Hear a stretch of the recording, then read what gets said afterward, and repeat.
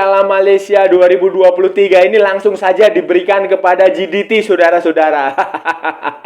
Bayangkan, main dengan pemain cadangan, dengan pemain simpanan, dengan mayoritas pemain pelapis, GDT tetap saja mampu bermain bagus dan menang dengan skor yang sangat banyak melawan Kelantan, saudara. Halo saudara-saudara,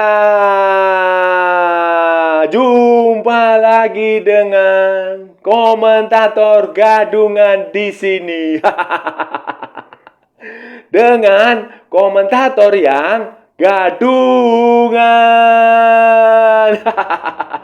Seperti biasa, saudara-saudara, seperti biasa. Kalau kita sudah bertemu, pasti akan ada yang kita bicarakan tentang sepak bola di seputaran negara tetangga, di seputaran Asia Tenggara, di seputaran Indonesia, Malaysia, Thailand, Vietnam, Kamboja, Laos, Singapura, Brunei, Filipina.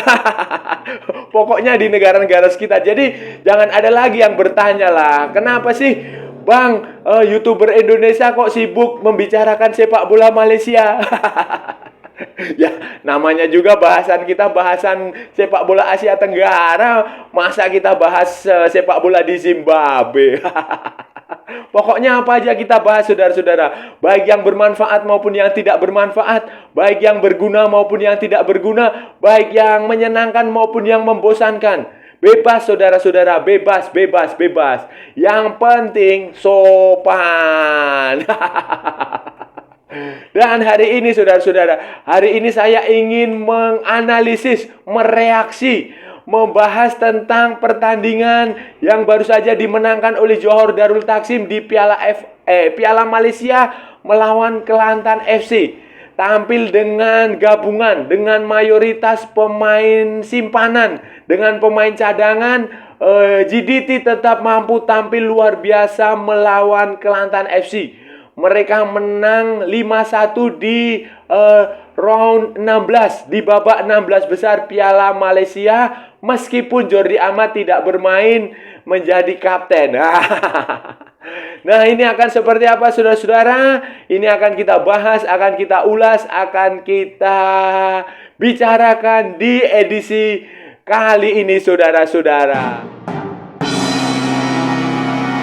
Saudara, Piala Malaysia ini, saudara-saudara, kalau di Malaysia ini seperti Piala FA di Inggris.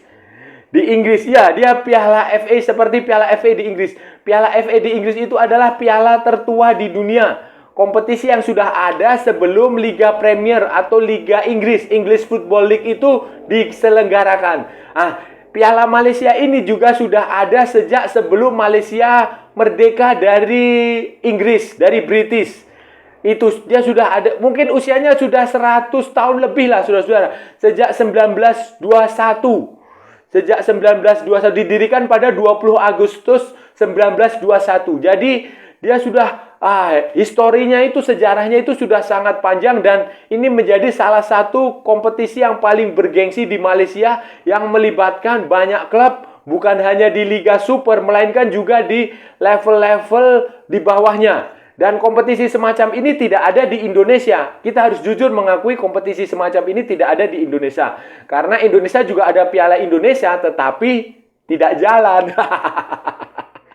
Awalnya ini turnamen ini dinamakan adalah Malaya Cup dan diinisiasi oleh Angkatan Laut Inggris pada 1921. Tetapi kemudian ya seiring perkembangan zaman, kemudian ketika Malaysia merdeka dari Inggris, kemudian Piala Malaya ini, Malaya Cup ini berubah menjadi Piala Malaysia dan terus digelar, tidak dihapus, terus digelar di sepak bola Malaysia sampai sekarang.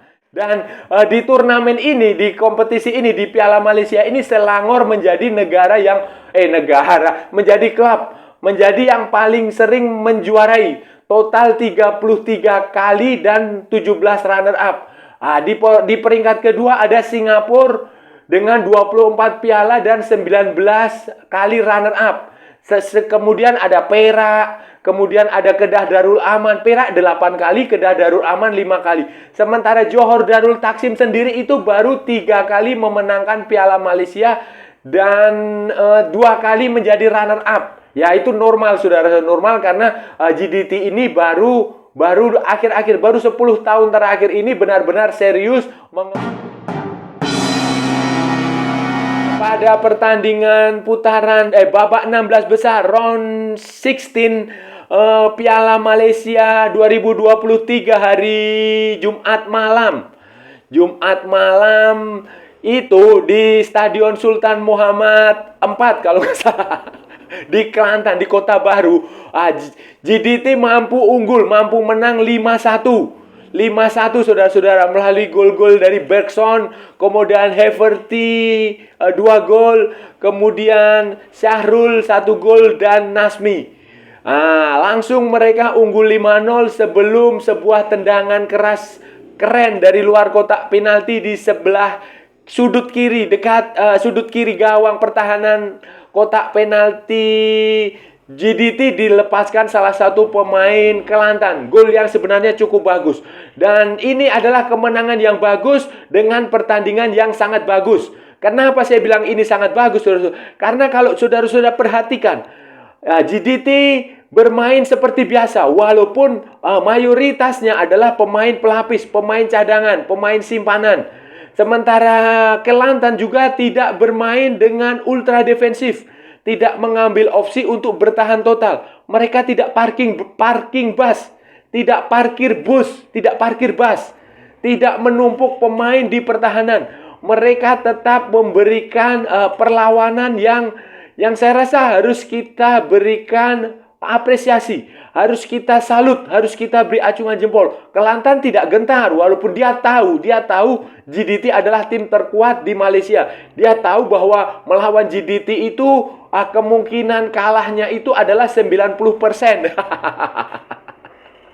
Tetapi Kelantan tetap bermain open play, tetap bermain terbuka. Sebaliknya GDT juga tidak santai. Dia tahu Kelantan berada di dasar klasemen sementara Liga Super Malaysia, tetapi GDT sama sekali tidak meremehkan, tidak menganggap remeh. Mereka tetap bermain serius, tetap bermain sungguh-sungguh, tetap bermain dengan kemampuan. Lihat di starting line up yang ditampilkan Esteban Solari ini, saudara-saudara, di situ terlihat sekali bahwa beberapa pemain inti, beberapa pemain utama yang biasa dimainkan itu tidak sengaja tidak dibawa ke Kelantan, kemungkinan tidak bermain dan bahkan tidak masuk di substitut di pemain penggantinya. Kita ambil contoh saja, penjaga gawangnya dikembalikan kepada Farisar Marlias. Kembali bermain setelah dia selama ini menjadi cadangan, hanya duduk di bench ketika Liga Super Malaysia karena dikalahkan oleh si Sihan Hasmi.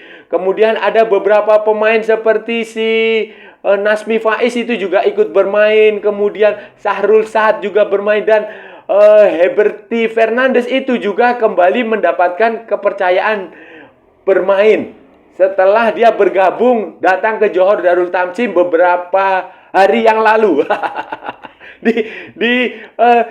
Di bangku cadangan, di bench itu juga beberapa pemain yang memang pemain intinya GDT itu tidak bermain di situ.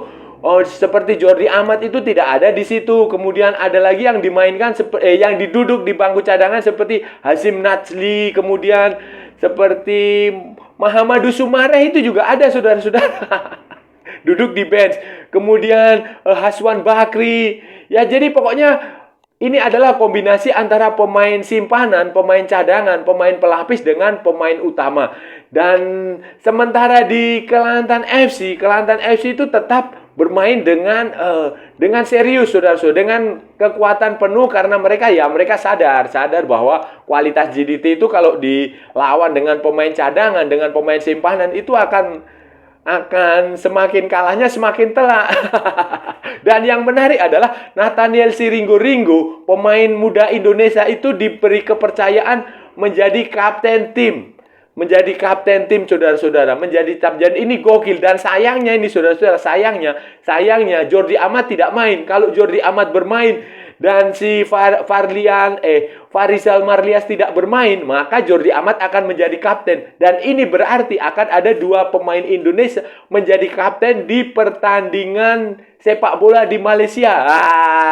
Keren, saudara. Kemenangan GDT 5-1 atas Kelantan FC ini, apa maknanya, saudara-saudara?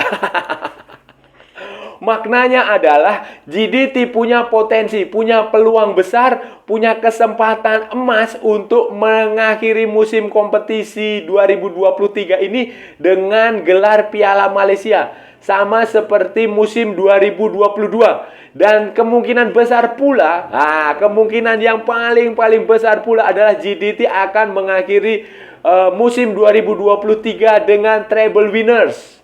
Dengan treble winner, saudara-saudara, saya nggak bohong.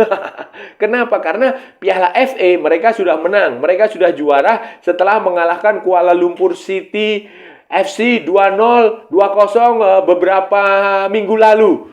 Sementara di Liga Super Malaysia ini, GDT hanya tinggal membutuhkan 7 poin lagi, saudara-saudara. Itu berartinya 3 pertandingan, 2 kemenangan, dan 1 hasil imbang.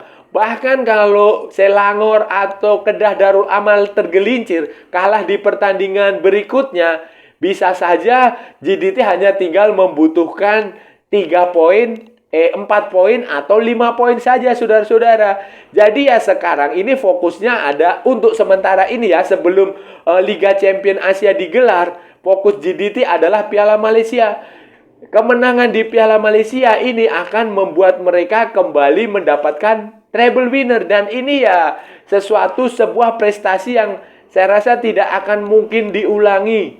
Ya susahlah diulangi klub lain di masa depan, kecuali klub tersebut berbenah, melakukan apa yang dilakukan Johor Darul Takzim, melakukan step-step, melakukan langkah-langkah yang sudah dikerjakan GDT selama berapa tahun ya? 10 tahun inilah, saudara-saudara, dan itu butuh waktu. Karena ya memang kita harus fair, harus mengakui bahwa kualitas GDT itu, kalau menurut saya nih, kalau menurut Gadungan ya, bisa benar bisa salah. Kualitas GDT dibanding klub-klub Malaysia lain itu adalah 2 tingkat, 2 level. Levelnya itu 2.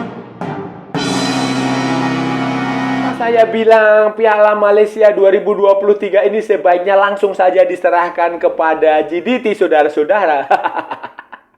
Ya, karena selain ya pertama itu tadi faktor kualitas GDT yang 2 level di atas klub-klub Malaysia lain. Kemudian kalau kita lihat bagannya, kalau kita lihat bracketnya, jadi daftar lawan yang akan dihadapi GDT ini, nanti kan ini masih ada second leg. Pertandingan kedua di kandangnya GDT. Nah, kemudian nanti ya dengan skor 5-1 ya otomatis peluangnya lebih besar. Kemudian nanti di quarter final itu sudah menanti antara Kelantan United atau Negeri Sembilan. Nah, itu 2 tim yang ya salah satu dari 2 tim itu juga kualitasnya tidak berbeda jauh dengan Kelantan FC, saudara-saudara. Itu di quarter final. Nanti kalau menang di semifinal lagi, itu dia punya potensi untuk bertemu dengan Perak, Kedah Darul Aman, Kuching City, atau Sabah FC. Sama saja, saudara-saudara.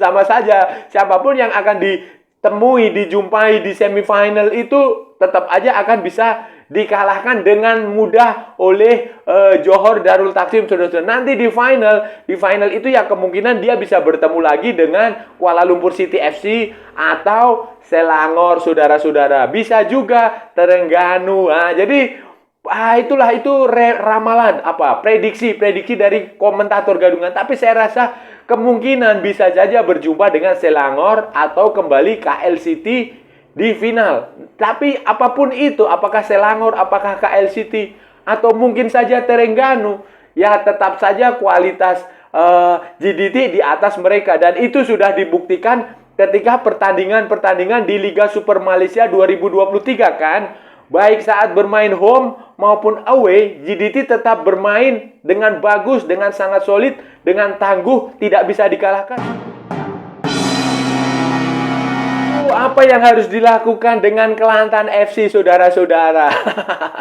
Ya, menurut saya tidak ada yang bisa dilakukan Kelantan FC selain datang ke pertandingan kedua di kandangnya GDT di Stadium Sultan Ibrahim dengan bermain profesional. Ya, tetap bermain sepak bola sebagaimana mestinya, sebagaimana harusnya, tanpa berharap bisa mendapatkan kemenangan. Karena skor 5-1 yang dimenangkan Johor ini akan sangat sulit untuk dibalas di Stadium Sultan Ibrahim, saudara-saudara. Dan yang selain itu ya saudara-saudara, yang paling penting dilakukan Kelantan ini ya fokus saja ke Liga Super Malaysia. Sekarang mereka ada di posisi paling bawah di klasemen sementara Liga Super Malaysia sampai matchday ke-18. Nah, iya kan? Kelantan baru menang sekali dan imbang 2 kali. Jadi mereka baru mendapatkan 5 poin. 5 poin itu berada di bawah sekali. Di atas mereka hanya ada Kuching City yang mengumpulkan 7 poin, dan di atas Kuching City ada Kelantan United dengan 8 poin. Nah, artinya apa? Artinya Kelantan FC dan Kuching City ini berpotensi untuk terdegradasi ke Liga Premier ya, Liga Premier Malaysia musim 2024 kalau tidak bisa bangkit. Dan saran saya ya, Angel Alfredo Vera sebagai pelatih. Angel Alfredo Vera adalah pelatih baru di Kelantan yang sudah punya pengalaman banyak di Liga Indonesia dengan klub-klub papan atas maupun papan menengah ke bawah. Dan dia sudah tahu caranya untuk menghindari sebuah tim itu keluar dari degradasi. Nah, itu ya aja yang harus dilakukan. Fokus ke situ untuk berusaha menghindari Kelantan terdegradasi. Karena sayang sekali saudara-saudara sudah berada di Liga Super, kalau kemudian harus kembali ke Liga Premier, ya berat saudara-saudara, sayang. Sebenarnya saudara-saudara, pada transfer window yang lalu, yang baru saja berakhir ini, transfer window di musim panas di Malaysia ini, saudara-saudara, di putaran kedua ini, sebenarnya Kelantan itu sempat mendatangkan Andik Firmansyah dan Joseph Ezezari. Nah, 2 pemain yang punya yang biasa bermain di Indonesia. Andik Firmansyah kita tahu lah, dia juga punya pengalaman main di Malaysia, di Selangor dan di Kedah Darul Aman.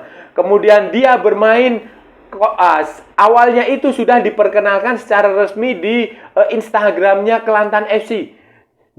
Diperkenalkan ya, sudah deal katanya begitu. Tetapi ternyata beberapa menit kemudian postingan itu dihapus.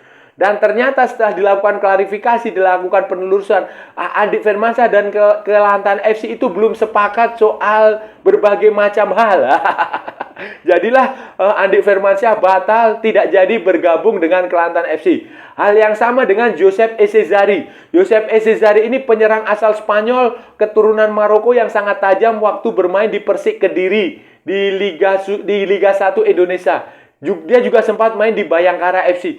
Dan sebenarnya sudah deal, tetapi ternyata ada masalah lain. Joseph Ezezari ini didaftarkan oleh 2 klub. Ternyata dia menggunakan 2 agen untuk masuk ke Malaysia. Sehingga otomatis terjadi masalah, dan tampaknya dia tidak akan menjadi pemain di Kelantan FC musim ini, saudara-saudara. Kelantan FC di jendela transfer yang kemarin itu hanya mendapatkan Ali Sesai. Itu adalah back dari Sierra Leone. Dia mantan back di PSIS Semarang. Dia juga mendapatkan Dennis Brusening, pemain keturunan dari Thailand. Terus ada lagi Ali Akbar Ahmadi dari Iran. Dan ya, kalau ada beberapa mantan pemain Liga Indonesia yang main di Kelantan, ini ya wajar saudara-saudara, karena Angel Alfredo Vera kan memang seperti Indonesia, udah lama di Indonesia. Saudara-saudara serumpun. Itu tadi pembahasan kita hari ini, saudara-saudara serumpun. Kita sudah bicara panjang lebar tentang kemenangan 5-1 JDT atas Kelantan FC di Piala Malaysia di babak 16 besar. Dan kita harus beri ucapan selamat kepada para pemain-pemain JDT yang tampil serius, yang tampil penuh semangat, yang tampil dengan kemampuan terbaiknya meskipun pelatih Solari mencampur, mengoplos istilahnya begitu. Sedikit pemain utama dengan mayoritas pemain cadangan, dengan mayoritas pemain simpanan. Tetapi kita juga harus angkat topi, harus salut kepada Kelantan FC yang tidak parkir bus. Nah, tidak parking bus, tidak bermain ultra defensif, yang tetap memberikan perlawanan, tetap memberikan penampilan yang juga cukup bagus menurut saya walaupun kalah kelas. Nah, dan saya rasa udah cukup ya saudara-saudara ya pembicaraan kita hari ini. Saya sudah bicara sampai mulut saya berbusa-busa. Sampai mulut saya muncrat. Nah, kalau ada salah-salah ya mohon maaf saudara-saudara. Namanya juga gadungan.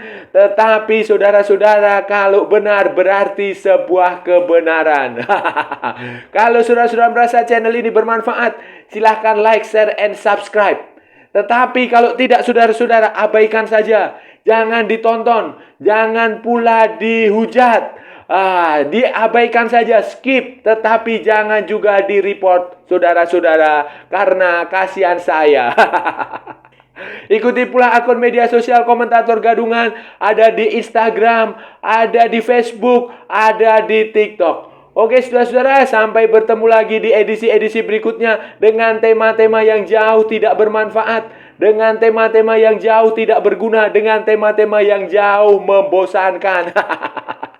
Oke saudara-saudara, sampai bertemu lagi. Salam olahraga dan merdeka.